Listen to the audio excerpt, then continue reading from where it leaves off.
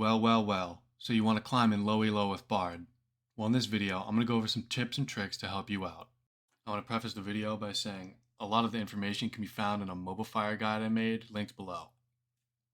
First off, runes. This is the rune page I've been running in my games and doing some damage with, and alternatively, I sometimes use this rune page that also does a good bit of damage. Secondly, the build. You want to start with Spell Thieves, and on your first back, ideally you're buying Swifties, or you can switch it up depending on the team you're playing into. Next, I go Imperial Mandate second for the extra damage, followed by either a Dead Man's Plate or a Force of Nature, depending on the damage you'll be taking. Sometimes, and if the game goes long enough, a Randuin's Omen or Gargoyle Stoneplate can be useful. The Fleet Footwork build is similar with the same start in Swifties, but a lot more vanilla with a Solari followed by a Knight's Vow for the health. Next, you could go a Frozen Heart or Randuin's Omen if you'll be taking AD damage, and a Force of Nature if taking AP damage. Next, I'm going to go over some tips and tricks.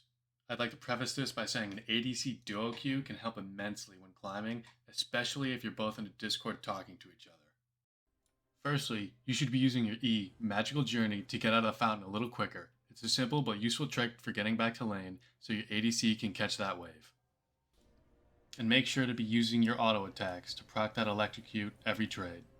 And if you feel like your ADC is feeding every time, well, you're in luck, because we don't have to deal with that shit. Just go to the other lanes and help the other laners out. We're going to be doing what Bard does best, roaming. But be careful. Don't go out for milk and cigarettes and never come back. Make sure your ADC is okay without you by leaving some W's in the lane, or get them fed before roaming too much. Once hitting level 3, typically you'll want to look at mid to see if it's shoved in. If so, these are some possible routes you can take to gank it.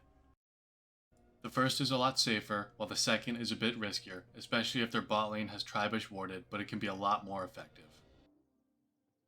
And if possible, try to hit the enemy while lined up with this wall here to stun them and guarantee the kill. Another trick you can use to save your towers if the enemy jungle has Rift Herald is to ult the tower before the Rift Herald charges at it to save its health. This is very useful and can save your laners a lot of trouble. Lastly, I know when I started playing Bard that I didn't really know how to use my ult and when not to, because you can very easily troll your team with a misplaced ultimate. Here you can see if there are at least 2 people near each other. If you land your ultimate, you can very easily hit your Q and stun both of them if you get the timing right. You can also use your ultimate to save your teammates. You can save your teammate from an Ignite, Luxar, Caitlyn R, and other long-range timed abilities. Just don't try it with the Xerath ult, because if they're any good, they'll just hold it, wait for your ult to wear off, and get a free kill.